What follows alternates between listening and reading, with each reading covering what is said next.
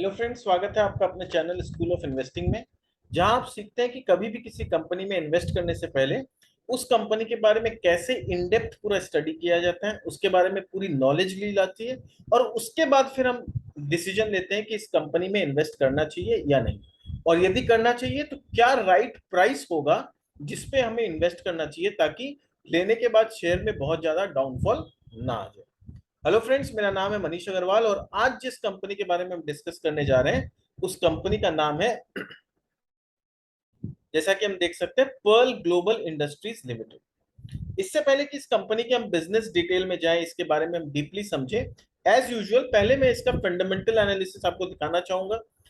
क्या कंपनी का अर्निंग्स है, क्या रेवेन्यू जनरेट करती है, कितना प्रॉफिट कमाती है, कहां से कमाती है, फिर डिटेल में हम लोग बिजनेस के बारे में डिस्कस करेंगे। तो पहले इसका फंडामेंटल एनालिसिस करते हैं। तो देखते हैं कंपनी का रेवेन्यू पोटेंशियल और अर्निंग्स ग्रोथ कैसा है। तो कंपनी का मार्केट कैप का बात करूं तो 1152 करोड़ का कंपनी का मार्केट कैप है। करंटली ये 536 रुपए पे ट्रेड कर रही है। आज ही इसमें 12 साढ़े 12% का उछाल लगा। हाई कंपनी 598 तक गया हुआ है, नीचे 284 गया हुआ है। स्टॉक अभी 11.5 के पीई पे ट्रेड कर रहा है। बुक वैल्यू इसका 276 है। रिटर्न ऑन कैपिटल इंप्लॉयड 11.4% है, तो कोई बहुत ज्यादा एक्साइटिंग भी नहीं है। रिटर्न ऑन इक्विटी 11.3% है। Again not very exciting numbers. Anything below 15 ये बहुत ज्यादा एक्साइटिंग नंबर्स नहीं होते हैं। फिर क्या है, सेल्स का बात करें तो 3128 करोड़ का सेल है। ठीक है। वैल्यूएशन वाइज बात करें तो प्राइस टू बुक 1.9 के प्राइस टू बुक में ट्रेड कर रही है। मार्केट कैप टू सेल्स 0.37 है। तो market cap to sales wise company थोड़ा सा अच्छे वैल्यूएशंस पे नजर आ रही है। पेग रेशियो 1.16 है। तो ठीक है, बहुत ज्यादा ओवर वैल्यूड नहीं है, तो बहुत ज्यादा सस्ता भी नहीं है कंपनी। अब हम लोग इसका चार्ट देखते हैं। चार्ट में हम लोग देखते हैं कि काफी अच्छा कंसोलिडेशन हुआ था और आज अचानक से इसमें एक जंप लगा है। तो कहीं ना कहीं कंपनी में आज ही थोड़ा सा जंप लगा है। इसके पहले काफी अच्छा कंसोलिडेशन से कंपनी गुजर रहा था। और आज जैसे ही इसने 50 डे का ब्रेकआउट क्रॉस किया है, 50 डे का डीएमए देखिए, उसमें एक छलांग लगा। अब देखते हैं इसका क्वार्टरली अर्निंग्स। तो अर्निंग्स वाइज हम देखें तो इनका जून में जो अर्निंग आया था पिछले साल, वो 436 करोड़ का था। तो उससे कंपेयर करें तो ऑलमोस्ट प्रॉफिट रेवेन्यू डबल हो गया। बट हम लोग को पिछले जून से कंपेयर नहीं करना चाहिए, क्योंकि पिछले जून में लॉकडाउन सिचुएशन था। तो लॉकडाउन सिचुएशन में ऑब्वियसली अर्निंग्स कम ही आना था। और क्योंकि ये कंपनी क्या है, ये टेक्सटाइल की कंपनी है, तो इसमें हम लोग को समझना होगा कि ये लोग कौन सा प्रोडक्ट बेचते हैं। तो ये थोड़ी सी सीजनल होती है। टेक्सटाइल कंपनी जो होता है वो थोड़ा सीजनल होता है। क्यों? क्योंकि वो कैसा क्वालिटी का कपड़ा बेचना, किस टाइप का कपड़ा बेच रहा है, क्या वो विंटर वियर बेच रहा है, क्या वो समर वियर बेच रहा है, कैजुअल्स बेच रहा है, तो उस हिसाब से क्या होता है, सीजन वाइज थोड़ा सा सेल्स पे इम्पैक्ट आता है। तो हम लोग देख सकते हैं कि हर साल अगर प्री कोविड भी जाए तो जून में सेल्स वाज, जून में इनका सेल्स थोड़ा सा कम ही रहता है। तो ये ट्रैक रिकॉर्ड भी हम देख सकते हैं। 2020 तो देखना नहीं चाहिए, यहाँ तो 3 महीना पूरा लॉकडाउन था। 21 का जून में भी लॉकडाउन सिचुएशन था। तो प्री कोविड का अगर जून देखें तो वहां पर भी हम लोग देख सकते हैं कि जून थोड़ा सा डाउनवर्ड ट्रेजेक्टरी में ही रहता है। फिर इनका दिसंबर का सेल्स या मार्च का सेल्स देखें तो मार्च में हमेशा सेल्स थोड़ा सा ज्यादा होता है। तो पिछले साल भी मार्च में अच्छा सेल हुआ था, इस साल भी मार्च में अच्छा हुआ है, मार्च 2020 में भी अच्छा हुआ है। तो कहीं ना कहीं एक अंदाजा लगता है कि इनका दिसंबर वाला क्वार्टर, मार्च वाला क्वार्टर थोड़ा सा बेटर होता है। या सितंबर क्वार्टर जो होता है, या दिसंबर एंड मार्च बेसिकली इनके लिए बहुत अच्छा जाता है। इस बार इनका ऑपरेटिंग प्रॉफिट कितना हुआ है, 67 करोड़ का ऑपरेटिंग प्रॉफिट हुआ है, जो हिस्टोरिकली सबसे ज्यादा है। ऑपरेटिंग प्रॉफिट मार्जिन कंपनी का 8% आया है। आज तक कभी कंपनी ने 8% का ऑपरेटिंग मार्जिन क्लॉक इन नहीं किया। तो यहाँ पर हम देख सकते हैं कि रेवेन्यू टॉप लाइन भी बढ़ रहा है, इबिटा मार्जिन भी बढ़ रहा है, which is a very good sign. किसी भी कंपनी में जब टॉप लाइन भी बढ़े, मार्जिन भी बढ़े, तो वो एक बहुत अच्छा साइन होता है। अदर इनकम का बात करें तो बहुत ज्यादा अदर इनकम नहीं है। इंटरेस्ट का आउटगो भी बहुत ज्यादा नहीं है, थोड़ा सा इंटरेस्ट आउटगो बढ़ा है इस क्वार्टर में।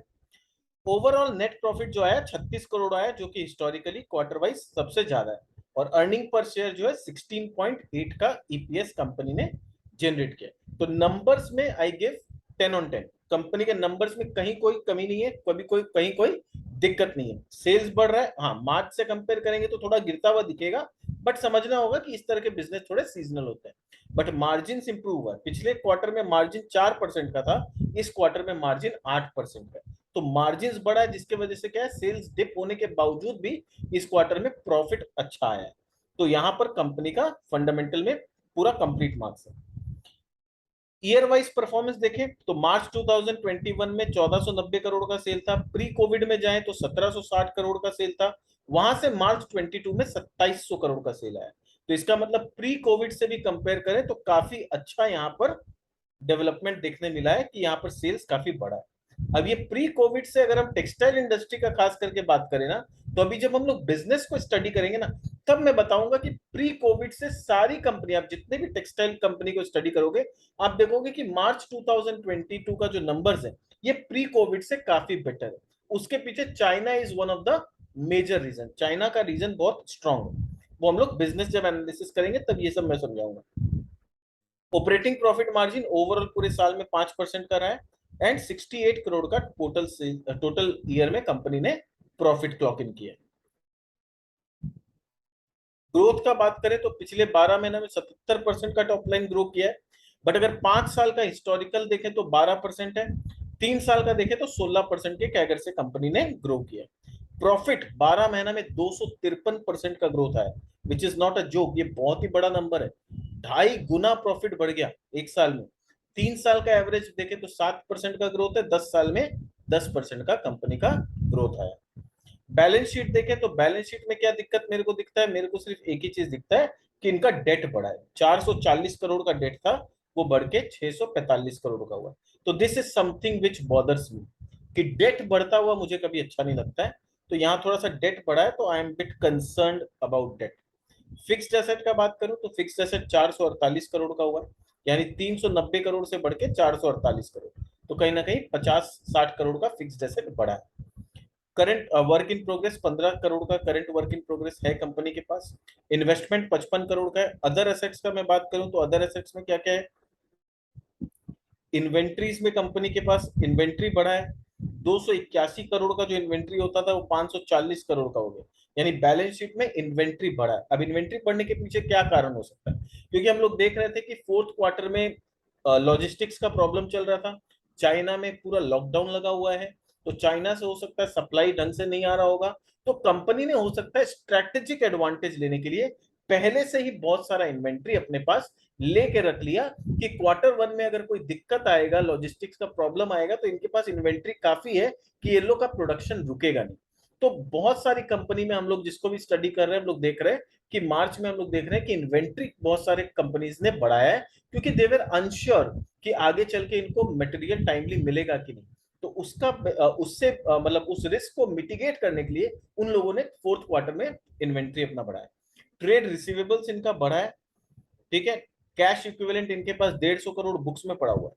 देखते हैं लाइबिलिटी में इनके पास पेबल्स कितना है, तो पेबल्स में इनके पास 439 करोड़ पेबल्स है, यानी जो इन्होंने इन्वेंट्री बढ़ाया है ना, उसका पेमेंट भी काफी पेंडिंग है। तो पेबल्स 439 करोड़ है, उसके अगेंस्ट में इनके पास रिसीवेबल 367 करोड़ है, और इन्वेंट्री 540 करोड़ है। तो current asset point of view से बहुत ज्यादा दिक्कत नहीं है, बट हाँ इतना ज्यादा इन्वेंट्री है, आगे चल के ये इन्वेंट्री कम होगा कि नहीं, ये हम लोग को जानना जरूरी है। कैश फ्लो देखो तो कैश फ्लो में कैश फ्रॉम ऑपरेशन नेगेटिव, ये नंबर हमेशा नेगेटिव होना बहुत ही खराब लगता है, बट सिर्फ इसको नेगेटिव देख के जज करना सही नहीं होगा। हम लोग को समझना होगा कि ये नेगेटिव आखिर क्यों है। तो नेगेटिव इसलिए क्योंकि रिसीवेबल्स 127 करोड़ का हो गया, जो रिसीवेबल 25 करोड़ का रहता था, वो रिसीवेबल 127 करोड़ का हो गया। दूसरा, इन्वेंट्री जो 15 करोड़ का रहता था, वो इन्वेंट्री 261 करोड़ से बढ़ गया।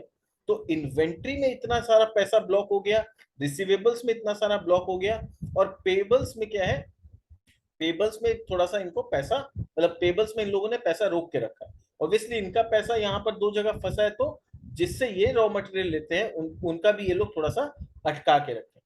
But all in all cash from operations जो है वो नेगेटिव है, ठीक है।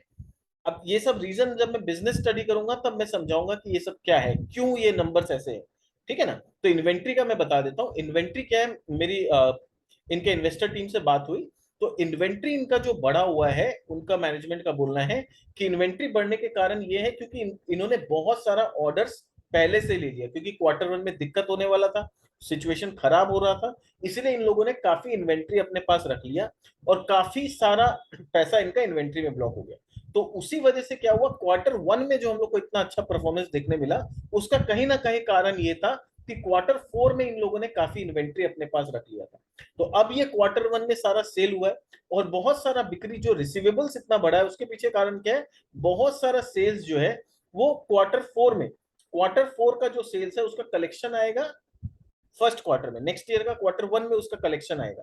तो क्वार्टर फोर के एंड में काफी इन लोगों ने डिस्पैच किया, कस्टमर को सामान बेचा, जिसका पेमेंट 10 दिन, 15 दिन, 20 दिन as per the terms of their contract वो जून में आने का था।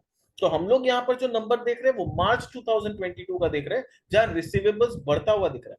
बट मैनेजमेंट का बोलना है कि ये बिक्री जो हुआ ये जून में हुआ, तो उसका कलेक्शन जो आएगा जून जुलाई में आएगा। तो आपको जो सितंबर का जो कैश फ्लो दिखेगा वो काफी बेटर दिखेगा compare to the cash flow of March.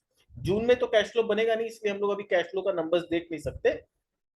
Expected है कि सितंबर में जो कैश फ्लो का स्टेटमेंट आएगा उसमें इतना सारा इन्वेंट्री और रिसीवेबल्स नहीं दिखेगा। कैश कन्वर्शन साइकिल का बात करें तो यहाँ 85 डेज का था 2020 में, 79 डेज का था, 69 डेज का था, वो अभी नॉर्मलाइज होकर 74 डेज है। तो कहीं ना कहीं कैश कन्वर्शन साइकिल 70, 74, 75, 80 डेज के अंदर है, तो वहां कोई दिक्कत नहीं है। रिटर्न ऑन कैपिटल एम्प्लॉयड 11% है, ठीक ठाक ही है। आगे प्री कोविड में कभी 14% भी था, बट अभी 11%, 10% के रेंज में रहता है। शेयर होल्डिंग पैटर्न का बात करें तो प्रमोटर के पास 66% होल्डिंग है, फॉरेन इन्वेस्टर के पास 5.59% होल्डिंग है। तो ये दिखाता है कि इस कंपनी में फॉरेन इन्वेस्टर लोग का इंटरेस्ट बना हुआ है। डोमेस्टिक म्यूचुअल फंड के पास 1.45% होल्डिंग है और रिटेल इन्वेस्टर्स पब्लिक के पास 26.37% holding. So all in all company का अर्निंग्स को लेके कोई दिक्कत नहीं है। द ओनली प्रॉब्लम जो मेरे को कंपनी में दिख रहा है कि डेट थोड़ा सा बढ़ रहा है, और दूसरा कि ये दूसरा प्रॉब्लम ये दिख रहा है कि कैश फ्लो ऑपरेशन जो है वो नेगेटिव है, काफी पैसा इन्वेंट्री में और डेटर्स में ब्लॉक हुआ है।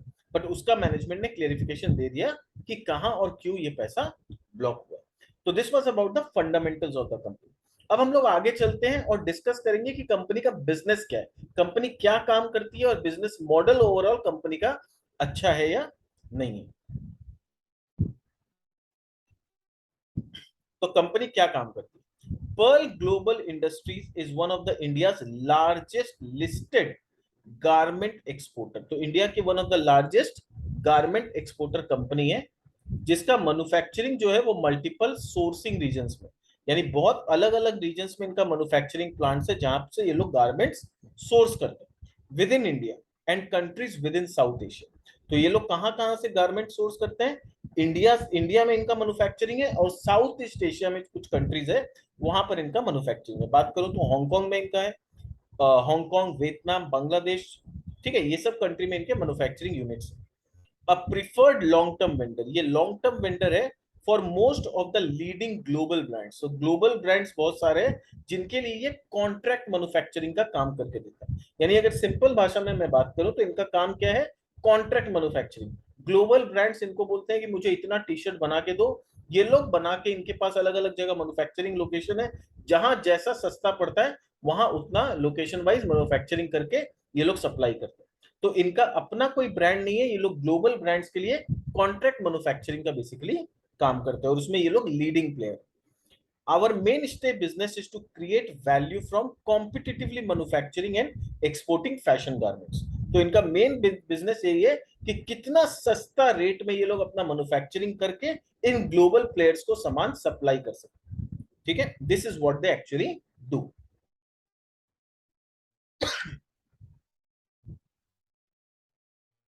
अब आते हैं इनके इनके बारे में थोड़ा सा डिटेल में पढ़ते हैं कि कंपनी क्या करती है काम। तो इनका इनकॉर्पोरेशन कब हुआ था, company was formed in 1987। Pearl Global is a leading apparel manufacturing offering end to end sustainable solution to fashion industry. तो ये लीडिंग एपरल मैन्युफैक्चरिंग कंपनी है और ये एंड टू एंड सारा काम डिजाइनिंग से लेके मैन्युफैक्चरिंग तक का काम करके अपने ग्लोबल कस्टमर्स को देती है। डाइवर्सिफाइड प्रोडक्ट है इनके पास, ऐसा नहीं कि कोई एक ही प्रोडक्ट बेचते हैं, इनके पास निटवेयर्स है, इनके पास वोवन वेयर्स है, डेनिम्स है, आउटर वियर है, एक्टिव वियर है एंड एथलेजर है। अब ये एक्टिव वियर क्या होता है, एथलेजर क्या होता है, ये भी हम लोग डिटेल में समझेंगे। निट्स क्या होता है, वोवेन क्या होता है, अभी मैं सब समझाऊंगा। बहुत सारे ये टेक्निकल टर्म्स है जो हम लोग क्या सुनते तो हैं पर शायद हम लोग को समझ में नहीं आता है कि what is this all about. तो ये अभी हम लोग डिटेल में डिस्कशन करें। इनका मैन्युफैक्चरिंग कैपेबिलिटी का मैं बात करूं तो it is well diversified and D risk, काफी वेल डाइवर्सिफाइड मैन्युफैक्चरिंग यूनिट है और डी रिस्क भी है। मैन्युफैक्चरिंग बेसिस इनका कहां पर है, 22 मैन्युफैक्चरिंग यूनिट्स है इनके पास, जो कि अलग अलग 8 देशों में स्प्रेड है पूरा। तो 22 मैन्युफैक्चरिंग यूनिट और 8 देशों में इनका मैन्युफैक्चरिंग। टोटल कैपेसिटी इनका है 82 मिलियन यूनिट्स पर ईयर, तो विच is a very big number. 82 million units per year ये लोग मैन्युफैक्चरिंग का इनके पास कैपेसिटी है। प्रेजेंस कहां कहां पर है, across 8 countries like India, Indonesia, Bangladesh, Vietnam, USA, Spain, Hong Kong और यूके। ये सब अलग अलग जगह इनका प्रेजेंस है। डिजाइन टीम इनके पास काफी अच्छा है। They have 75 designers across 4 countries, leads to journey from concept to finish goods. यानी इनके पास 75 डिजाइनर्स है और 4 अलग अलग यूरोपियन देश जहां इनके main main global branded customers है ना, वहीं पर इनके डिजाइनर्स भी है। तो क्या होता है, ये डिजाइनर्स बेसिकली काम क्या करते हैं, ये लोग उस देश में मार्केटिंग टीम के साथ जुड़े रहते हैं और ये डिस्कस करते हैं कि अभी नया क्या ट्रेंड चल रहा है, क्या फैशन में। तो जैसा ट्रेंड होगा, जो फैशन में होगा, उसी का डिमांड होगा। तो अकॉर्डिंगली ये लोग उस चीज पे नजर रखते हैं और जैसा ट्रेंड चलता है उस हिसाब से कपड़े को डिजाइन करते हैं और फिर डिजाइनिंग का मैन्युफैक्चरिंग करके अपने ग्लोबल प्लेयर्स को बेचते हैं। तो ये ग्लोबल ब्रांड्स जितने भी अच्छे अच्छे हैं, Kohl's, Macy's, Tommy Hilfiger, Gap, Old Navy, Next, नॉटरडम, ये सारे बड़े बड़े ब्रांड जो है ये अपना मैन्युफैक्चरिंग अमेरिका में नहीं करते, सारा मैन्युफैक्चरिंग इंडिया में ही होता है। वहां जाके खाली ठप्पा लगता है। ठीक है, तो यहाँ ये लोग का काम क्या है, कॉन्ट्रैक्ट मैन्युफैक्चरिंग का काम। तो यहाँ वहां पर इनका जो टीम है वो डिजाइनिंग वर्क को देखता है, इनके साथ कांटेक्ट में रहता है कस्टमर के साथ, जैसे डिजाइन जैसा फैशन चल रहा होता है वैसे कपड़े यहाँ पर बनवा के अपने प्लेयर्स को, अपने कस्टमर्स को सप्लाई करते हैं। तो क्लियर हो गया पूरा कंसेप्ट कि इनका मेन धंधा क्या है। नेक्स्ट, ये क्या काम करते हैं ये तो मैंने आप लोग को समझा दिया, वैसे आप चाहे तो पॉज करके वीडियो को थोड़ा और डिटेल में पढ़ सकते हैं। अब इनका जर्नी के बारे में थोड़ा डिस्कस करते हैं कि ओवरऑल इनका जो हिस्टोरिकल जर्नी है वो कैसा रहा है। कंपनी 1987 में फॉर्म हुई है। 1998 में ये स्टैब्लिश हुआ था, इनका प्रेजेंस हांगकांग में। तो इनका सबसे पहला प्रेजेंस कहां पर था, हांगकांग में हुआ था। उसके बाद कमेंसमेंट ऑफ इंडोनेशियन ऑपरेशंस, तो 2002 में इंडोनेशिया में 2002 में इनका इंडोनेशिया में एक प्लांट चालू हुआ था। फिर 2004 में इनका क्या हुआ था, they established import and distribution in USA and UK. तो यूएसए एंड यूके से इनका जो काम चालू हुआ 2004 से हुआ था। स्टैब्लिश्ड ऑफ नॉर्प वन इन बांग्लादेश, बांग्लादेश में इनका जो प्लांट स्टैब्लिश हुआ वो कब हुआ था, 2004 में हुआ था। तो 2004 में इनका दो इंपॉर्टेंट डेवलपमेंट हुआ था, यूएसए और यूके से बिजनेस चालू हुआ था और दूसरा बांग्लादेश में इनका नॉर्प वन स्टार्ट हुआ था। 2007 से लेके 2011 तक क्या डेवलपमेंट हुआ, 2007 में ये लिस्ट हुआ बीएससी और एनएससी में। 2011 में इन्होंने बांग्लादेश के ऑपरेशन को एक्सपैंड किया और नॉर्प टू यानी वहां पर अपना दूसरा यूनिट बैठाया। 2014 से 2016 में क्या हुआ, 2014 में इन्होंने बैंगलोर में अपना एक प्लांट बैठाया। ठीक है, और 2016 में they started commencement of operation in Perl one in Chennai, और चेन्नई वन में पर्ल वन नाम का कमेंसमेंट इन्होंने 2016 में किया। 2017 में क्या हुआ, commencement of operations in Vietnam. तो 2017 में इन्होंने वियतनाम में भी अपना प्रोडक्शन चालू किया। तो किस तरह से इंटरेस्टिंग तरीका से कंपनी अपने आप को ग्रो कर रही है, which is a very good thing to look at, कि हर साल कंपनी अपने बिजनेस को एक्सपैंड कर रही है। पहले अमेरिका, यूएस, यूके में वहां पर अपना कस्टमर बेस बनाया, बांग्लादेश में प्लांट चालू किया, वहां से ये लोग इंडिया में चालू किए, बैंगलोर, चेन्नई में, वहां से ये लोग वियतनाम में आ गए। तो क्या हो रहा है, जहां जहां पर टेक्सटाइल का मैन्युफैक्चरिंग हब है, जहां पर टेक्सटाइल का अप्रैल मैन्युफैक्चरिंग बहुत सस्ते में हो सकता है, वहां वहां ये लोग प्लांट बैठा रहे हैं। तो they are not only totally relying on India, खाली इंडिया पे डिपेंडेंट नहीं है, क्योंकि इंडिया में कभी कभी कॉटन का खेती खराब हो जाता है, कॉटन का सप्लाई का दिक्कत आ जाता है। तो उस वजह से क्या है, हम लोग किसी एक देश में डिपेंडेंट नहीं हो सकते। अगर हम टेक्सटाइल मैन्युफैक्चरर है तो हम लोग को 2-3 कंट्री पे अपना मैन्युफैक्चरिंग होना चाहिए, ताकि किसी एक कंट्री में कोई दिक्कत भी आए ना रॉ मटेरियल सप्लाई का, तो दूसरे जगह से मैनेज हो जाए। तो इसीलिए देखो, आज अगर मैं टेक्सटाइल हब का बात करूं तो पूरी दुनिया में सबसे ज्यादा टेक्सटाइल मैन्युफैक्चरिंग जो है चाइना में होता है। और चाइना को छोड़ के अगर मैं बात करूं तो इंडिया, वियतनाम और बांग्लादेश। अभी चाइना का मार्केट धीरे धीरे क्या हो रहा है, इंडिया, वियतनाम और बांग्लादेश की तरफ शिफ्ट हो रहा है। तो इन तीनों देश में इनका मैन्युफैक्चरिंग है, तो they are very well prepared कि जैसे जैसे चाइना का मार्केट लूज होगा ना, इंडिया में भले ही ना आए, वियतनाम और बांग्लादेश में जाए, पर इनके प्लस मैन्युफैक्चरिंग फैसिलिटी वहां भी है। तो मैं बोलूंगा कि कंपनी का मैनेजमेंट का जो विजन है ना, दैट इज क्वाइट गुड, कि ये लोग जानते हैं कि कहां कहां पर टेक्सटाइल का मैन्युफैक्चरिंग शिफ्ट हो सकता है। फिर 2021 में क्या हुआ, they have inaugurated a corporate office in Indonesia. तो इंडोनेशिया में इन्होंने एक कॉर्पोरेट ऑफिस इनॉग्रेट किया और साथ साथ एक लैंड एक्वायर किया ताकि ये लोग इंडोनेशिया में अपने बिजनेस को एक्सपैंड कर सके। एंड 2022 में they have acquired alpha unit in BD. तो बीडी में एक अल्फा यूनिट इन्होंने अक्वायर किया। तो हम देख सकते हैं कि कंपनी का जर्नी कितना स्ट्रेटेजिक जर्नी है, मैनेजमेंट बहुत सोच समझ के प्लान्स कर रहा है।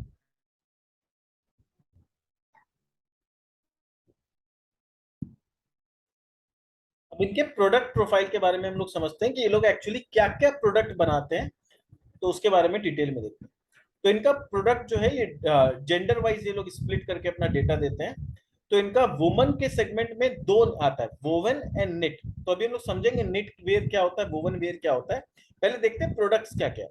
तो वुमन के लिए वोवन में इनके पास टॉप है, टी शर्ट है, लॉन्ग शर्ट है, ड्रेस है, स्लीप वेयर है, हडल है, लेगिंग्स है। निट वेयर में इनके पास dress, tops, skirts, sweater, T shirt, jogger. Men के लिए इनके पास शर्ट है, स्लीप वेयर है, पैजामा है, पोलो टी शर्ट है। निट्स के निट वेयर में इनके पास टी शर्ट और हुडीज है। बॉयज लोगों के लिए शर्ट है वोवन में, और निट्स में T shirt and two piece set है।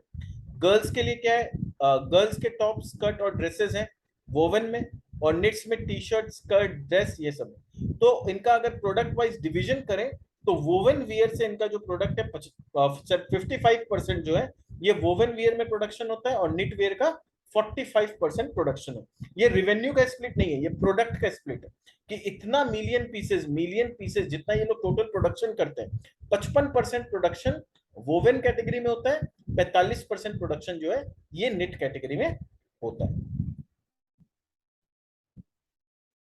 अब आता है निट और वीव में डिफरेंस क्या है। तो निटिंग क्या है, निटिंग वो प्रोसेस है जहां पर वेरिंग थ्रेड्स और sometimes yarn is made into cloth and other craft. तो जहां पर यार्न को क्लोथ और अदर क्राफ्ट में निट किया जाता है। It consist of stitches of material consecutively run together. और इसमें क्या होता है, निटिंग में क्या होता है, जैसे हम लोग होता है ना घर में स्वेटर बनाने का, ये आप पिक्चर में देख सकते हैं। तो ये जो स्वेटर बनाने का प्रोसेस है ना, उसको निटिंग बोलते हैं बेसिकली। वीविंग क्या होता है, on the other hand it is a process in which two types of yarn, दो अलग अलग टाइप के यार्न है, उसको इंटरलेस कर दिया जाता है और एक नया फैब्रिक या कपड़ा बनाया जाता है। यानी निटिंग में एक ही टाइप के यान को निट किया जाता है, यानी सिलाई बुनाई किया जाता है। और वीविंग में क्या होता है, दो अलग अलग टाइप के यान को इंटरलेस कर दिया जाता है और देखने में ऐसा लगता है कि दैट इज वन फैब्रिक। तो जो डेनिम हम लोग पहनते हैं, डेनिम क्या है, डेनिम मींस ना वीविंग कैटेगरी, जहां पर दो अलग अलग यान को इंटरलेस करके एक फैब्रिक बनाया जाता है, and denim is that fabric. तो जो हम लोग डेनिम पहनते हैं वो उस तरह का फैब्रिक है। तो वुवन फैब्रिक क्या है, it is produced through weaving of two sets of यान। Example includes the button-up shirts, trousers, jeans, denim jackets. Knit fabric is produced by interlocking या knitting of one set of yarn. यहाँ एक ही set of yarn को हम लोग सिलाई बुनाई करके बनाते हैं। तो उसमें क्या हो जाता है, लेगिंग्स हो जाता है, टी शर्ट, स्वेटर, अंडरवियर, ये सब जो हो जाता है ये निटिंग कैटेगरी में आता है। और jeans, denim, denim jackets, trousers, ये सब वोवेन कैटेगरी में आता है। फिर एक्टिव वेयर क्या होता है और एथलेजर क्या होता है। एक्टिव वेयर क्या होता है, जो हम लोग नॉर्मली स्पोर्ट्स खेलते समय या जिम में या एक्सरसाइज करते समय वो यूज करते हैं, वो हो जाता है अपने लोग का एक्टिव वेयर। और एथलेजर कपड़ा क्या होता है, ये ऐसा होता है जो स्पोर्ट्स में भी यूज होता है और डेली यूज में भी। जैसे इस तरह का हम लोग देख सकते हैं, ये लड़की पहन रखी है, तो ये स्पोर्ट्स में भी यूज होता है और डेली हम लोग कैजुअल घर में भी पहन के घूम सकते हैं। तो इसीलिए क्या हो रहा है, एथलेजर का डिमांड दिन पे दिन बढ़ते जा रहा है, क्योंकि ये दोनों तरफ यूज होता है। आपको स्पोर्ट्स खेलने जाना है आप पहन सकते हो, आपको जिम में जाना है आप पहन सकते हो, आपको डेली ऐसे ही कहीं बाजार बाजार शॉपिंग वॉपिंग करने जाना है तो भी ये कपड़ा पहन के आप जा सकते हो, कोई दिक्कत नहीं है। तो एथलेजर का डिमांड जो हो रहा है दिन पे दिन बढ़ते जा रहा है। ग्लोबल प्रेजेंस देखते हैं कि कंपनी का प्रेजेंस कहां कहां पर है। This is something interesting to look at. तो कंपनी का प्रेजेंस जैसा मैंने बताया, प्लांट कहां कहां पर है, तो मैन्युफैक्चरिंग यूनिट्स इनका कहां पर है, इंडोनेशिया, वियतनाम, बांग्लादेश और इंडिया। तो चार इंपॉर्टेंट कंट्री जो लोग टेक्सटाइल मैन्युफैक्चरिंग के लिए बहुत सस्ते माने जाते हैं, जहां पर टेक्सटाइल मैन्युफैक्चरिंग बहुत सस्ता में होता है। I am excluding China, China का बात नहीं कर रहा। इसके अलावा जो चार कंट्री है जहां पर टेक्सटाइल का मैन्युफैक्चरिंग बहुत ह्यूज वॉल्यूम में हो सकता है और बहुत सस्ता में हो सकता है, वो चारों देश में इनके पास प्लांट है। अब टेक्सटाइल के सबसे ज्यादा कंज्यूमर कंट्रीज कौन सा है, यूरोपियन कंट्री में सबसे ज्यादा बिक्री होता है, जहां पर इनको मार्जिन अच्छा मिलता है। तो इनका जो डिजाइन ऑफिस और सेल्स कहाँ कहाँ पर होता है, तो ये मैन्युफैक्चरिंग जहां है वहां तो सेल्स होता ही है, उसके अलावा हांगकांग में काफी सेल्स होता है, स्पेन में होता है, यूके में होता है, यूएसए में होता है। तो आप देख सकते हो कि इनका जो सेल्स ऑफिस है वो सब एक्सपेंसिव कंट्री है, जहां से अच्छा मार्जिन ये लोग रिकवर कर सकते हैं। तो this is something to notice. ये होता है स्ट्रेटेजी। आप जब बिजनेस को स्टडी करते हैं ना, तो ये सब चीज आपको समझना पड़ेगा कि कौन से लोकेशन में मैन्युफैक्चरिंग है, कौन से लोकेशन में सेल्स होता है। तो मैन्युफैक्चरिंग वहां होना चाहिए जहां कॉस्ट ऑफ प्रोडक्शन कम हो, सेल्स वहां होना चाहिए जहां पर हम हायर प्राइस में प्रोडक्ट को बेच सके। तो ये दोनों चीज इस कंपनी के लिए बहुत अच्छा दिख रहा है। मैन्युफैक्चरिंग फैसिलिटी देखते हैं इनका कहाँ कहाँ पर है। जैसा मैंने बताया कि चार कंट्री है जहां पर इनका मैन्युफैक्चरिंग है। इंडिया में 8 यूनिट है। टोटल कैपेसिटी कितना है, 28 मिलियन पीसेस बनाने का कैपेसिटी है। बांग्लादेश में 8 यूनिट है, 45 मिलियन पीसेस बनाने का कैपेसिटी है। वियतनाम में 3 यूनिट है, वहां पर 4.5 मिलियन पीसेस बना सकते हैं। और इंडोनेशिया में 2 यूनिट है जहां 3 मिलियन पीसेस बन सकता है। डिजाइन स्टूडियो कहां पर है, हांगकांग में है, स्पेन में है, यूके में है और न्यूयॉर्क में। आप अगर बिक्री वाइज देखो तो FY22 में अगर देखें तो रेस्ट ऑफ द वर्ल्ड से 1780 करोड़ का सेल आया है और इंडिया से करीब करीब 940 करोड़ का सेल आया है। और क्वार्टर 1 में अगर हम देखें तो रेस्ट ऑफ द वर्ल्ड से 523 करोड़ का सेल आया है और इंडिया से 328 करोड़ का सेल आया है। यानी इंडिया के बाहर से बिक्री ज्यादा है, इंडिया से परसेंटेज थोड़ा सा कम है। तो ये चीज तो हम लोग को समझ में आ रहा है। अब टेक्सटाइल के वैल्यू चेन को समझते हैं, क्योंकि टेक्सटाइल का वैल्यू चेन जब तक हम लोग नहीं समझेंगे ना, तब तक हम लोग को समझ में नहीं आया कि ये कंपनी पूरे वैल्यू चेन में कहां पर है। ठीक है, तो टेक्सटाइल के वैल्यू चेन को समझना बहुत इंपॉर्टेंट हो जाता है। तो यहां देखिए सबसे पहले क्या होता है टेक्सटाइल का वैल्यू चेन में, क्या देखना पड़ता है कि जो कपड़ा बनता है उसके लिए सबसे पहला चीज होता है फाइबर। फाइबर दो टाइप का होता है, नेचुरल एंड मैनमेड। तो नेचुरल फाइबर जो होता है वो कौन होता है, कॉटन हो सकता है, वुल हो सकता है, सिल्क हो सकता है। और ये जनरली क्या होता है, इंडिया का अगर मैं बात करूं तो डोमेस्टिक सप्लाई होता है या हम लोग इंपोर्ट भी करते हैं। तो हम लोग कॉटन इंडिया में भी खेती होता है और दूसरा हम लोग कभी कभी रिक्वायर्ड होता है तो हम कॉटन को, सिल्क को इंपोर्ट भी करते हैं। मैन मेड फाइबर्स होता है जैसे रेयन, पॉलिस्टर, नाइलॉन। उसमें सबसे ज्यादा पॉपुलर कौन सा है, पॉलिस्टर है। पॉलिस्टर किससे बनता है, क्रूड ऑयल के डेरिवेटिव से बनता है। तो अपने को समझना होगा कि अगर पॉलिस्टर का कपड़ा हम पहन रहे हैं तो कहीं ना कहीं उसका डायरेक्ट डिपेंडेंस किस पे, क्रूड ऑयल पे। क्रूड ऑयल का दाम बढ़ेगा तो पॉलिस्टर का दाम बढ़ेगा। रेयन और नाइलॉन भी होता है, बट बहुत ज्यादा रेयन और नाइलॉन का मार्केट इंडिया में है नहीं। फिर क्या होता है, ये नेचुरल फाइबर्स हो या मैनमेड फाइबर हो, उससे क्या बनाया जाता है, उसको स्पिनिंग किया जाता है। उसके लिए चाहिए होता है स्पिंडल्स। इसीलिए जब भी हम टेक्सटाइल कंपनी का रिसर्च करेंगे और वो यान बनाने वाली अगर टेक्सटाइल कंपनी हो खास करके, तो उसमें देखेंगे नंबर ऑफ स्पिंडल्स कितने हैं। जिसके पास जितना ज्यादा स्पिंडल्स होगा उतना उसका यान बनाने का कैपेसिटी होगा। ठीक है, तो स्पिंडल्स कितना है उस पर डिपेंड करेगा कि स्पिनिंग कैपेसिटी कितना है। स्पिनिंग से बनता है यान, यानी कॉटन से बनेगा कॉटन यान, वुल से बनेगा वुल यान, सिल्क से बनेगा सिल्क यान। ठीक है, पॉलिस्टर से पॉलिस्टर यान, इस तरह से। तो यान के लिए क्या होता है, या तो पब्लिक सेक्टर में भी कंपनीज है और प्राइवेट सेक्टर में भी काफी कंपनी है जो यान मैन्युफैक्चरिंग का काम करती है। ये हम लोग थोड़ा बहुत इंपोर्ट भी करते हैं। ग्रे फैब्रिक, यानी क्या होता है, स्पिनिंग करके यान बना लिया। अब यान को हम लोग या तो वीविंग करते हैं या तो निटिंग करते हैं। मैंने क्या बताया, दो अलग अलग यान को अगर हम इंटरलेस करेंगे तो वो वीविंग हो जाएगा, और अगर सिंगल यान को हम लोग सिलाई बुनाई करेंगे तो वो निटिंग हो जाएगा। तो यहाँ पर जो हम लोग यान बना रहे हैं उसका या तो निटिंग करते हैं या तो वीविंग करते हैं, उससे बन जाता है ग्रे फैब्रिक। अभी तक उस फैब्रिक में क्या है, कलर नहीं आया है, कोई कलरेशन नहीं हुआ है, अभी ये ग्रे फैब्रिक है। ग्रे फैब्रिक के बाद क्या होता है, फिनिश्ड फैब्रिक जो होता है वो कैसे बनता है, ग्रे फैब्रिक को हम लोग डाइंग करते हैं, प्रिंटिंग करते हैं और उसको फिनिशिंग टच देते हैं। तो डाइंग और प्रिंटिंग करने के बाद जो फैब्रिक बनता है वो हो जाता है फिनिश्ड फैब्रिक। जैसे हम लोग बाजार में सपोज हम लोग को पैंट सिलाना है या शर्ट सिलाना है, तो हम लोग बाजार से आके बोलते हैं ना पैंट का कपड़ा दे दीजिए, शर्ट का कपड़ा दे दीजिए। तो ये पैंट का कपड़ा, शर्ट का कपड़ा जो बोलते हैं वो कपड़ा क्या है, वो फिनिश्ड फैब्रिक है। तो उसमें फिर अलग अलग कलर्स हम लोग को दिखते हैं कि कौन सा कलर का आपको कपड़ा चाहिए। तो वो जो कलर का कपड़ा जो बोलते हैं वो फिनिश्ड फैब्रिक है। उसमें क्या किया हुआ है, वो डाइंग और प्रिंटिंग करने के बाद आपको वो फैब्रिक नजर आ रहा है। वो फैब्रिक लेने के बाद हम लोग क्या करते हैं, दर्जी के पास जाते हैं, दर्जी को अपना नाप देते हैं और वो लोग नाप के हिसाब से सिलाई करके हमारे लिए शर्ट बना देता है या ट्राउजर्स बना देता है, जो बनाना होता है। तो उसको हम लोग जो शर्ट और ट्राउजर पहनते हैं उसको हम लोग बोलते हैं गारमेंट्स।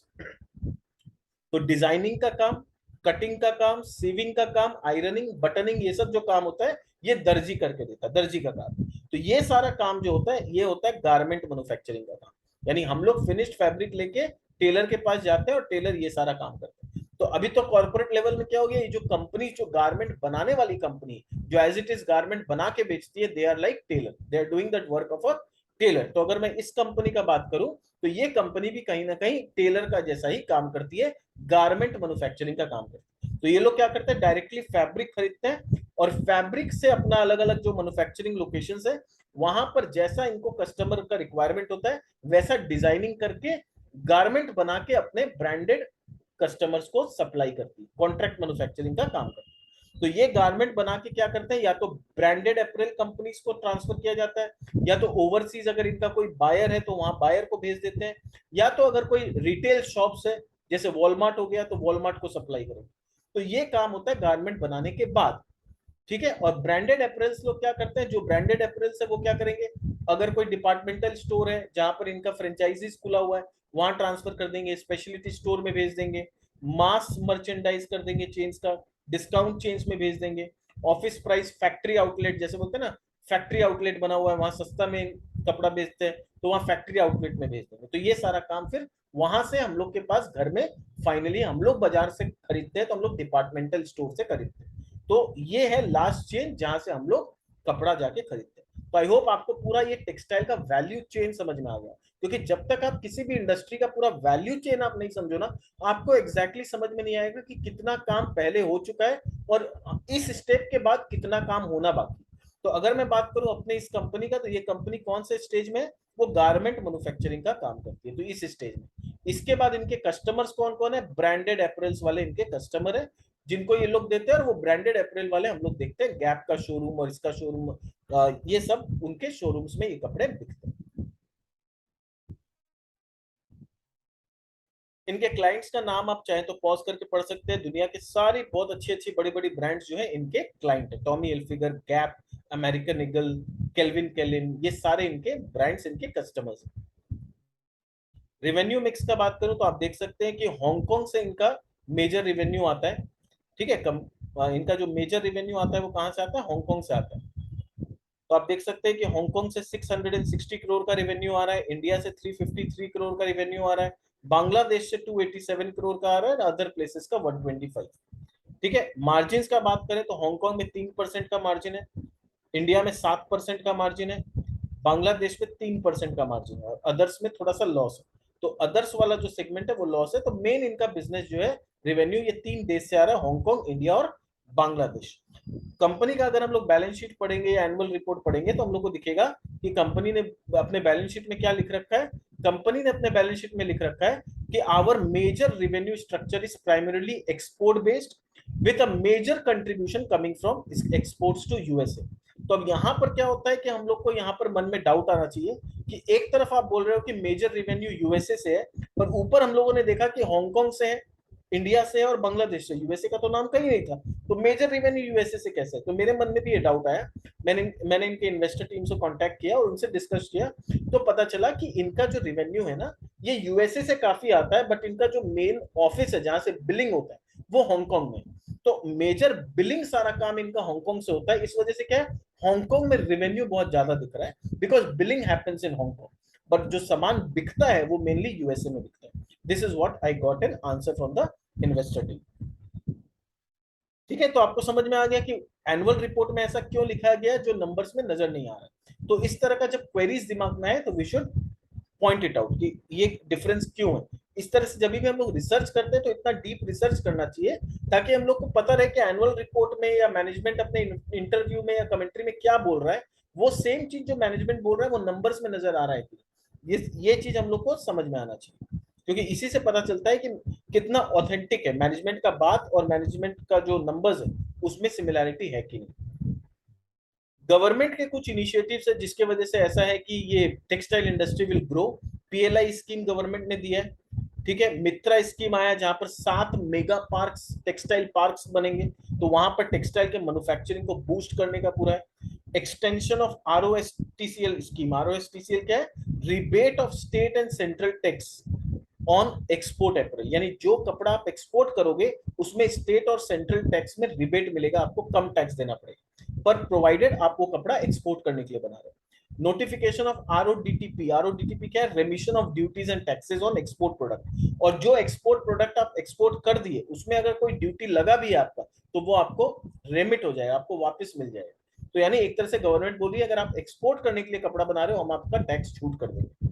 फिर फ्री ट्रेड एग्रीमेंट अभी ऑस्ट्रेलिया के साथ हुआ है और उम्मीद है कि आगे चल के और भी कुछ यूके यूएसए के साथ हमारा कुछ टेक्सटाइल में या और भी डिफरेंट प्रोडक्ट्स में फ्री ट्रेड एग्रीमेंट हो सकता है। तो जितना फ्री ट्रेड एग्रीमेंट होगा ना, अब जैसे ऑस्ट्रेलिया क्या होगा, उसे कपड़ा खरीदना है, उसको अगर बांग्लादेश से कपड़ा खरीदना है, मान लो वहां पर टैक्स लग रहा है, तो वो लोग बोलेगा बांग्लादेश से नहीं खरीदेंगे इंडिया से खरीदेंगे, इंडिया के साथ हमारा फ्री ट्रेड एग्रीमेंट है। तो इसी वजह से क्या होगा, फ्री ट्रेड एग्रीमेंट करने से क्या होता है, बिजनेस को, ट्रेडिंग एक्टिविटीज को बूस्ट मिलता है, and that is why it is a good sign for the entire industry. China का इंपैक्ट क्या हुआ, चाइना का इंपैक्ट ये हुआ है कि अभी लोग चाइना से धीरे धीरे निकल के, चाइना से वो लोग, चाइना का कॉटन से बना हुआ, चाइना में क्या है, एक जिंगजियांग वैली बोल के एक जगह, वहां पर युगर मुस्लिम लोगों का कुछ इश्यूज है। ऐसा माना जाता है कि चाइना वहां पर उनके ऊपर काफी अत्याचार करता है और उनको स्लेवरी करवा के या फोर्स लेबर करवा के वहां कॉटन उगवाता है। तो यूएसए ने ये डिसाइड किया है कि उस रीजन से जो भी कॉटन आएगा या कॉटन से बना हुआ कपड़ा होगा वो हम यूएसए में नहीं खरीदेंगे या यूएसए में हम लोग उसका एंट्री नहीं होने देंगे। तो अब वहां वो जो रीजन है ना, ऑलमोस्ट चाइना का 90% से ज्यादा कॉटन वहीं उगता है। तो वो रीजन से अगर कॉटन नहीं आएगा यूएसए में या यूरोपियन मार्केट में पूरा, और वहां से बना हुआ कपड़ा को एंट्री नहीं मिलेगा, तो क्या होगा, चाइना का एक तरह से टेक्सटाइल मार्केट या कॉटन टेक्सटाइल का जो मार्केट है वो कहीं ना कहीं पूरी तरह से डाउन हो गया। अब यूरोप को और यूएसए को कपड़ा तो चाहिए, तो वो लोग चाइना का सब्सटीट्यूट ढूंढ रहे हैं, और चाइना का सबसे मेजर सब्सटीट्यूट कौन आ रहा है, वो सब्सटीट्यूट आ रहा है इंडिया, बांग्लादेश, वियतनाम, ये सबसे बड़ा उनका सब्सटीट्यूट आ रहा है, which is a good sign.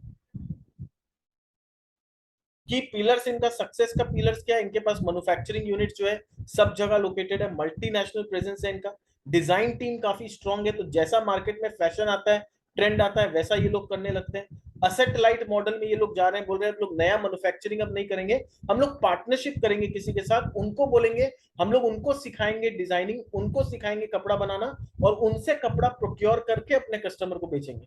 तो नया हम लोग का फर्दर कोई इन्वेस्टमेंट नहीं होगा, कस्टमर के साथ, इनके सारे स्ट्रॉन्ग कस्टमर के साथ रिलेशनशिप। पार्टनरशिप क्या है इनका, सिनर्जीज और पार्टनर्स काफी अच्छे बने हैं, तो ये आगे चल के इनको टर्न अराउंड टाइम अच्छा होगा, मॉडल असेट लाइट होगा, बेटर रिटर्न रेशियोज होगा, तो वो चीज इंपॉर्टेंट। रिस्क को मिटिगेट करने के लिए कंपनी ने, मैं ऑलरेडी समझा दिया कि कंपनी ने रिस्क को कैसे मिटिगेट किया, मेनली इनका रॉ मटेरियल का रिस्क होता है, तो उसके लिए लोग के पास काफी अच्छा रिसर्च टीम है, तो अर्ली प्रोजेक्शन और रॉ मटेरियल पहले से लेके रखते हैं, इसीलिए हम देख रहे हैं कि इनका इन्वेंट्री इतना बढ़ गया था। मैंने बोला ना इन्वेंट्री इनका बड़ा नेगेटिव साइन है, पर यहाँ देख सकते हैं वो रिस्क को मिटिगेट करने के लिए इन लोगों ने ये इन्वेंट्री बढ़ाया था, जो कि एक मैनेजमेंट की तरफ से काफी इंटेलिजेंट डिसीजन था, इसीलिए क्वार्टर 1 का रिजल्ट इनका इतना अच्छा है। करेंसी का रिस्क जो होता है, तो करेंसी तो हम लोग का डीवैल्यू हो रहा है, और डीवैल्यू हो रहा है तो एक्सपोर्ट में ज्यादा ही कमाई होगा, कोई दिक्कत नहीं है वहां। ठीक है, सोशल और एथिकल कंप्लायंस ये लोग करते हैं कि सब सोसाइटी में जाते हैं, सारे सोसाइटी में इनका डिजाइन टीम है, तो वहां का सोसाइटी के हिसाब से ही कपड़ा बनता है, तो कोई दिक्कत नहीं है वहां पर। आगे चल के ये लोग का टारगेट क्या है कि नया कस्टमर एक्वायर करेंगे, ज्योग्राफिकली अपने आप को एक्सपैंड करेंगे, फैसिलिटीज को और ऑटोमेट करेंगे, ठीक है, ताकि लेबर कॉस्ट बचा सके, एग्जिस्टिंग फैसिलिटी को फुल्ली यूटिलाइज करेंगे, और पीएलआई स्कीम का फायदा उठाएंगे। अब आता है वैल्यूएशन कि मेरे अकॉर्डिंग भी इनका वैल्यूएशन क्या हो सकता है। तो अगर मैं देखूं तो इनका अभी जो टर्नओवर आया है 2700 करोड़ के आसपास आया है। इनका वैसे तो टॉप लाइन 70% बढ़ा है, बट वो एक साल में बढ़ गया, हम लोग उसको ज्यादा इंपॉर्टेंस नहीं देंगे। मेरे को जो लगता है कि बुल फेज में क्या हो सकता है, इनका top line next year 20% grow कर सकता है और इनका मार्जिन EBITDA मार्जिन 8% के आसपास रह सकता है। तो वहां से इनका जो प्राइस आ रहा है 790 रुपए तक जा सकता है करंटली। मैंने तो जब वर्किंग किया था तो 485 था, अभी तो बढ़ गया 500 समथिंग हो गया। तो 790 तक ये बुल फेज अगर अच्छा रहा टेक्सटाइल इंडस्ट्री के लिए तो यहां तक जा सकता है। नॉर्मल फेज में क्या हो सकता है, नॉर्मल फेज में हो सकता है 15% का टॉप लाइन ग्रोथ है और इनका जो मार्जिन है वो 6% के आसपास मार्जिन रहे, तो वहां से कंपनी 373 तक जा सकती है। तो यानी करंटली अगर नॉर्मल फेज के हिसाब से देखें और कंपनी को अगर कुछ बड़ा ऑर्डर मिलता है तो बुल फेज में चली जाएगी, बट अभी जो सिचुएशन है उसके हिसाब से थोड़ा सा कंपनी ओवर वैल्यूड दिखता है। तो this is not the price जहां पर हम लोग को इस कंपनी में एंट्री लेना चाहिए। और आज तो और 12-13% बढ़ गया, तो थोड़ा सा वैल्यूएशन और भी ज्यादा एक्सपेंसिव हो गया। बियर फेज अगर मान लो टेक्सटाइल इंडस्ट्री में दिक्कत आ जाता है तो वहां पर क्या हो सकता है कि इनका ग्रोथ 13% के आसपास ग्रोथ कर भी लेंगे तो मार्जिन खाली 5% का रहेगा। तो वहां पर ये कंपनी गिर के 160 रुपया 170 रुपया तक नीचे गिर के आ सकता है अगर ग्रोथ बहुत ज्यादा नहीं मिला। क्योंकि इनको अभी जो हाई वैल्यूएशन मिल रहा है वो इसलिए क्योंकि इनका ग्रोथ पिछले एक साल में 70% का टॉप लाइन ग्रोथ रहा है। पर अगर वो ग्रोथ जो 20% 25% 30% का ग्रोथ मार्केट मान के चल रहा है वो ग्रोथ अगर इनका नहीं आता है तो वो ग्रोथ अगर लैक होता है तो ये शेयर का प्राइस नीचे गिर सकता है, गिर के 350-300 रुपए तक आ सकता है। तो this was all from my side. ये मेरे तरफ से कोई रिकमेंडेशन नहीं है, it was just an educative purpose. The objective क्या था कि आपको सिखा सकूं कि किस तरह से कंपनी को स्टडी किया जाता है, कैसे उसको वैल्यू करते हैं और डिसाइड करते हैं क्या राइट प्राइस है जहां इंटर करना चाहिए और क्या रॉन्ग प्राइस है जहां इंटर नहीं करना चाहिए। उम्मीद है आपको कुछ सीखने मिला होगा, कुछ जानने मिला होगा। अगर आपको कुछ अच्छा लगा, कुछ सीखने मिला तो इस वीडियो को लाइक जरूर कर दें। अगर आप नए आए हैं हमारे चैनल में तो हमारे चैनल को सब्सक्राइब करें। नोटिफिकेशन बेल बटन जो है वो दबा दीजिए ताकि आने वाले वीडियोस के और भी नोटिफिकेशंस आपको मिले। हम आगे और भी नई नई कंपनीज के बारे में ऐसे ही इन डेप्थ स्टडी करेंगे और आपको काफी कुछ जानने मिलेगा, काफी कुछ सीखने मिलेगा। अपने दोस्तों के साथ भी शेयर करें ताकि वो भी आपके साथ साथ अपने आप को एम्पावर कर सकें और पूरे नॉलेज और कंप्लीट इंफॉर्मेशन के साथ आप मार्केट में इन्वेस्ट करें पैसा, ताकि आपका लॉस होने का चांसेस मिनिमम हो जाए। This was all from my side. मिलते हैं हमारे नए वीडियो में किसी नई कंपनी के साथ। Thank you so much, bye bye.